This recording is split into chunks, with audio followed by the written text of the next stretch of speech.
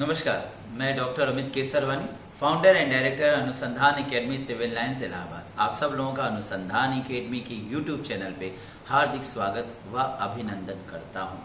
Students and followers, UGC net first paper में research aptitude पर मैंने इससे पूर्व लगातार कंटिन्यूसली कई एक वीडियोस अपलोड की हैं, जो कि आपको यूजीसी नेट के फर्स्ट पेपर के साथ साथ कई अन्य विषयों में रिसर्च के जो पोर्शन है उसमें काफी इंफॉर्मेटिव और काफी प्रोडक्टिव और फ्रूटफुल रहेंगे।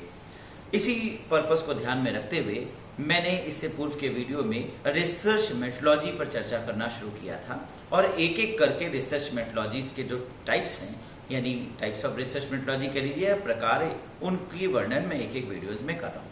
इससे ठीक पूर्व के वीडियो में मैंने आपसे रिसर्च मेथोडोलॉजी क्या है इस पर चर्चा किया और एक्सप्लोरेटिव यानी निरूपणात्मक शोध पद्धति पर एक पूरा डिटेल एनालिसिस किया था। आज मैं आपके साथ दूसरे प्रकार के research methodology, historical research methodology पर चर्चा करूंगा। इससे पूर्व एक थोड़ा सा रिकैप कर देता हूं। रिसर्च मेथोडोलॉजी क्या होता है? तो मेथोडोलॉजी यानी कार्य करने की पद्धति, तो शोध को करने की एक पद्धति।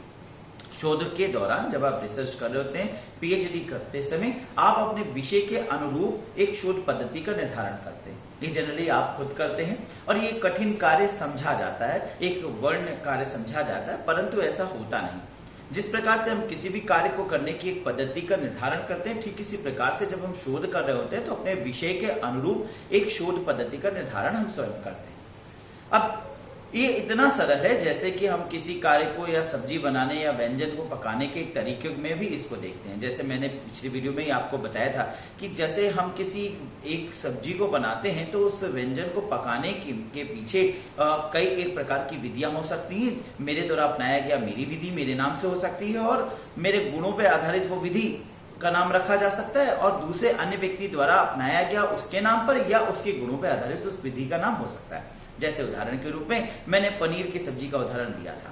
पनीर के कई एक वेरिएंट्स हो सकते हैं, जैसे पालक पनीर, मटर पनीर, शाही पनीर, कई एक पनीर के वेरिएंट्स हो सकते हैं। अब पनीर सब में होता है, विशेषता ये होती है कि जिस चीज की मात्रा अधिक है उसके हिसाब से उसका नाम पड़ जाता है। जैसे पालक की मात्रा अगर उसमें अधिक है तो मात्रात्मक विस्तार होने की वजह से पालक पनीर बोल दिया। मटर की मात्रा अधिक है तो उसी सब्जी को हमने मटर पनीर, और इसी प्रकार से मसाले तेज हैं तो कढ़ाई पनीर इत्यादि इत्यादि नाम दे दिया।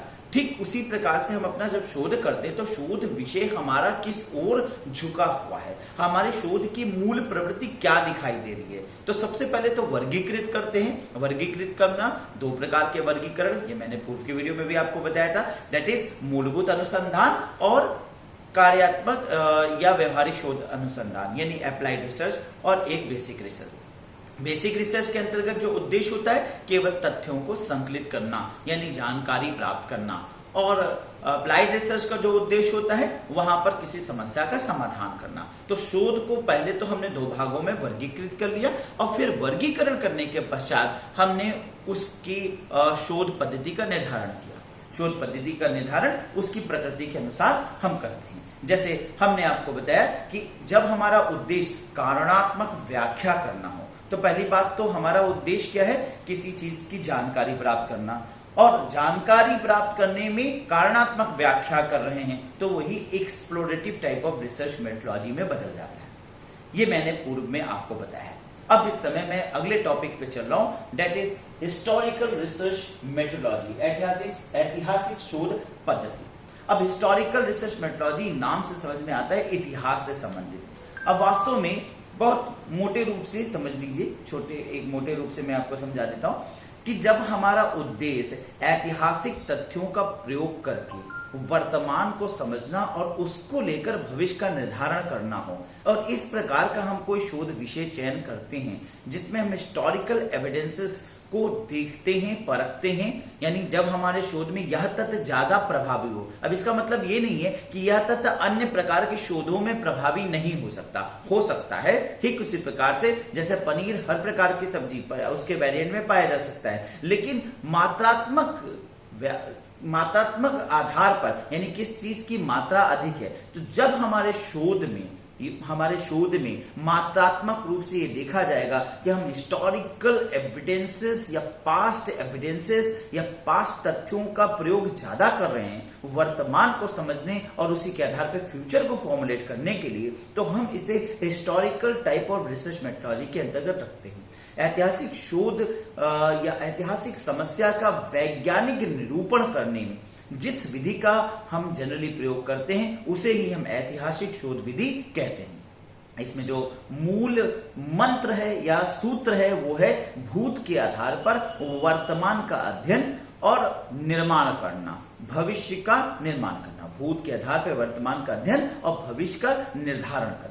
इस पद्धति के माध्यम से भूत में घटित घटना का वर्तमान समय में, यानी भूत में यानी पास्ट में जो घटना घटी है, ठीक है, उसका वर्तमान समय में क्या निर्धारण हो रहा है। यानी ऐतिहासिक शोध पद्धति में हमारा जो उद्देश्य होता है वो होता है कि भाई पास्ट में जो हुआ है, यानी इस पद्धति के माध्यम से भूत में जो घटित हो चुका है उसका वर्तमान समय में क्या प्रासंगिकता है, उसका उपयोग करना और वैज्ञानिक क्रमबद्धता के आधार पर उसको समझना, उसकी वैज्ञानिक क्रमबद्धता के आधार पर रेलेवेंसी को देखना। यानी एक बार पुनः कहूं तो ऐतिहासिक समस्या का वैज्ञानिक निरूपण करने में जिस विधि का हम प्रयोग करते हैं उसे हम ऐतिहासिक शोध पद्धति कहते हैं।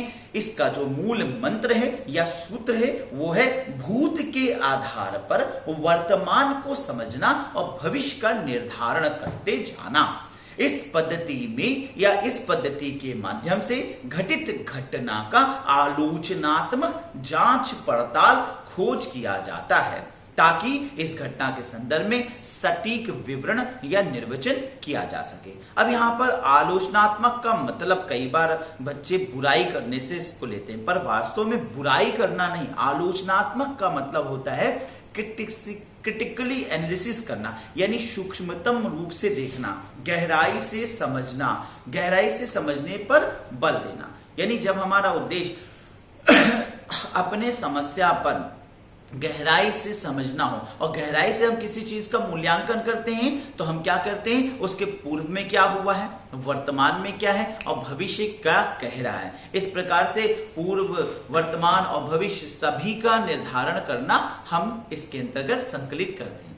ऐतिहासिक शोध पद्धति में बहुत हद तक आंकड़े द्वितीय स्रोत पर निर्भर होते हैं। क्यों? क्योंकि प्राइमरी डाटा हम करेंगे तो हमें सिर्फ प्रत्यक्ष यानी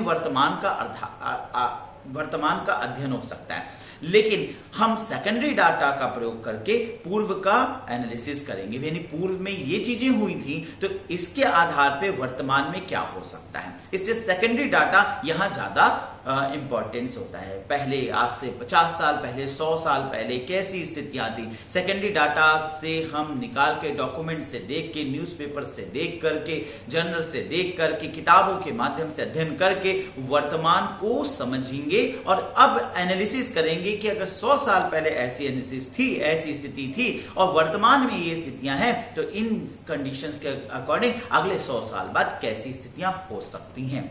अब यहाँ पे हो क्या रहा है, यहाँ पर अब देखिए तो हम किसी तथ्य का ही निरूपण कर रहे होते हैं, तथ्य का निर्धारण कर रहे होते हैं, किसी फैक्ट को निकालने पर हम बल दे रहे होते हैं। इसीलिए इसे भी हम मूलभूत अनुसंधान पद्धति के अंतर्गत रखते हैं। फंडामेंटल टाइप ऑफ रिसर्च का भी रिसर्च के अंतर्गत इसे सम्मिलित किया जाएगा। ठीक उसी प्रकार से जैसे explorative type of research methodology को भी हम फंडामेंटल के अंतर्गत रखते हैं। मैंने आपको बताया था फंडामेंटल और हमारा दूसरा होता है दैट इज एक्शन या अप्लाइड रिसर्च। तो फंडामेंटल में हम तथ्यों को संकलित करने का उद्देश्य रखते हैं, अप्लाइड में समस्या का निरूपण करने का उद्देश्य रखते हैं। तो हमारा शोध जो है, हमारा जो समस्या है उसमें गहन अध्ययन कर रहे हैं, यानी उसमें हम ये देखने का प्रयास कर रहे हैं कि भविष्य में क्या हो सकता है, वर्तमान में क्या है और भूत में क्या था, यानी पास्ट से प्रेजेंट और फ्यूचर को फॉर्मुलेट कर रहे हैं, यानी हम एक प्रकार से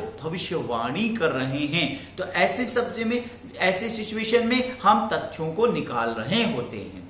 शोधकर्ता ना तो किसी चरों में हेरफेर करता है और ना ही नियंत्रित करता है। ये वर्ड बहुत इंपॉर्टेंट है स्टूडेंट्स, इसको याद रखिएगा। नियंत्रित शब्द जब भी आता है, जब चरों में हेरफेर हो या नियंत्रण हो, तो ये एक्सपेरिमेंटल यानी प्रयोगात्मक का मेन उद्देश्य होता है या प्रयोगात्मक की मेन कला होता है, यानी चरों को अपने अनुरूप बनाना, अपने अनुरूप ढालना।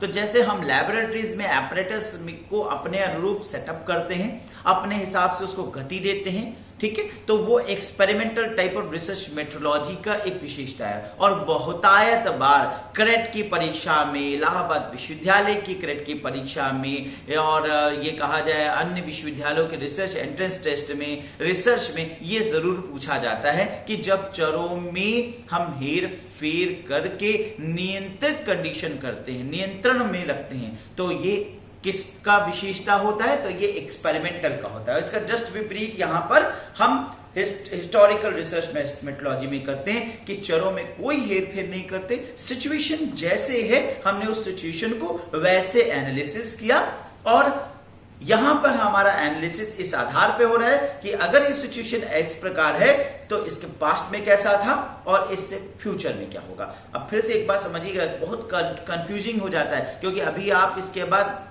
जब historical type of research metrology, descriptive type of research metrology पढ़ेंगे तो वहां पर भी एक fundamental type of research metrology के अंतर्गत उसे रखेंगे, वहां पर भी हम एनालिसिस करते हैं। लेकिन अंतर क्या है? अंतर समझिएगा, वहां सिचुएशन क्या है बस ये बता देना होता है, ऐसी सिचुएशन है, ये हम गए व्याख्या करके रख दिए, दैट इज। वहां पे भी हम चरों में हेरफेर नहीं कर रहे हैं और उसे अपने नियंत्रण में नहीं कर रहे हैं। यहां पर भी हम चरों में हेरफेर नहीं कर रहे हैं, अपने नियंत्रण में नहीं कर रहे हैं। अंतर सिर्फ ये है कि हम इसको ऐसे तो देख रहे हैं कि ऐसे क्या है, लेकिन हम पास्ट को भी एनालिसिस कर रहे हैं कि कैसा था, और हम फॉर्मुलेट कर रहे हैं भविष्य में ऐसा हो सकता है। थोड़ा सा पॉइंट्स को समझिएगा, ये है कैसा था और कैसा हो सकता है, ये है कैसा था और कैसा हो सकता है। ये विशेषता है historical type of research metrology की।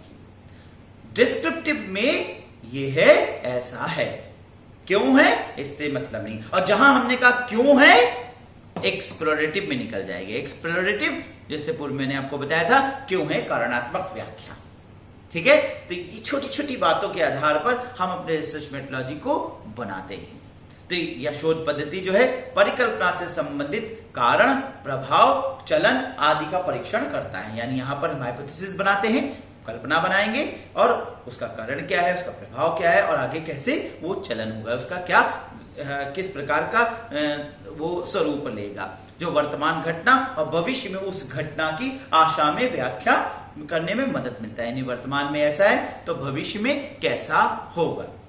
अब उदाहरण यहां पर कई प्रकार का दिया जा सकता है। जैसे हमने कहा कि किसी क्षेत्र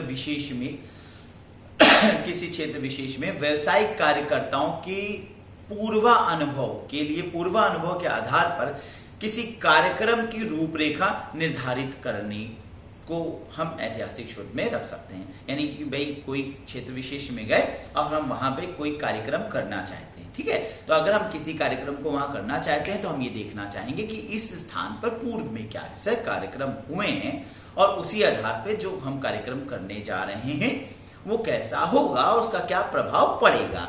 तो एक प्रकार से क्या है कि उस क्षेत्र विशेष में पूर्व के अनुभव का प्रयोग कर रहे हैं, तो ये तुरंत ही बदल जाएगा historical type of research methodology में, ठीक है ना। अब एक और उदाहरण दे सकते हैं, जैसे सामाजिक सुधार आंदोलन पे ऐतिहासिक शोध। अब सोशल वेलफेयर या सोशल रिफॉर्म मूवमेंट चल रहा है, उसमें हिस्टोरिकल रिसर्च। अब हिस्टोरिकल रिसर्च वर्ड आ गया, यानी पहले कैसा था, वर्तमान में कैसा रिफॉर्म हो रहा है, तो ये भी क्या हो गया, पास्ट के आधार पर प्रेजेंट को एनालिसिस करना। इसी प्रकार से शैक्षणिक और सुधार आंदोलन पर ऐतिहासिक शोध हो सकता है। एजुकेशनल रिफॉर्म मूवमेंट, एजुकेशन में रिफॉर्म हो रहा है, अभी एनपीई 2019 पास हो गया, 2020 बनने जा रहा है। अब ये जो राष्ट्रीय शिक्षा नीति है, इसका हम ऐतिहासिक शोध कर सकते हैं, तो हिस्टोरिकल रिसर्च हो जाएगा। यानी ध्यान रखिए कि हम अपनी टॉपिक कैसा चयन करते हैं। हमने अगर ये हिस्टोरिकल रिसर्च आधारित किया है तो भाई इससे पहले कई एक एनपी 62 की थी, एनपी 2005 की थी, तो उस एनपीज में क्या था और वर्तमान के एनपीज में क्या है और इससे क्या निकलेगा, क्या एनालिसिस होगा, क्या हमें बेनिफिट होगा, क्या हम फ्रूटफुलनेस पाएंगे, क्या निकल के आएगा, यानी क्या निचोड़ आएगा, इस प्रकार से फ्यूचर का फॉर्मुलेशन कर रहे होते हैं। तो एक प्रकार से हिस्टोरिकल रिसर्च मेथोडोलॉजी। तो ये आपको अपने रिसर्च पर ध्यान देना होगा कि हमारा रिसर्च किस टॉपिक, किस आधार की ओर झुक रहा है। जैसे भारत में नर्सिंग शिक्षा का विकास का ऐतिहासिक शोध, भारत में तकनीकी शिक्षा का विकास का ऐतिहासिक शोध, तो जहां भी हिस्टोरिकल रिसर्च का मतलब जुड़ जाएगा, इसका मतलब ये हो जाएगा कि पास्ट के एविडेंसेस का प्रयोग करके प्रेजेंट का एनालिसिस करना है और फ्यूचर को फॉर्मुलेट करना है। ठीक है, तो इस प्रकार से हिस्टोरिकल रिसर्च को हम यहाँ पर रखते हैं। ठीक है, तो मैं आशा करता हूं कि समझ में आया होगा जितना मैंने अभी आपको यहाँ पर बताया, काफी इंफॉर्मेटिव लगा होगा। और मैं अभी इसी सीक्वेंस के अंतर्गत कई एक रिसर्च मेथोडोलॉजीज को और कई वीडियोस में धीरे धीरे अपलोड करूंगा। इसके बाद जाहिर सी बात है descriptive type of research methodology को मैं एक्सप्लेन करूंगा। तो जल्दी आपसे अगले वीडियो में फिर मुलाकात करूंगा। तब तक के लिए आपसे विदा लेता हूं। धन्यवाद, नमस्कार।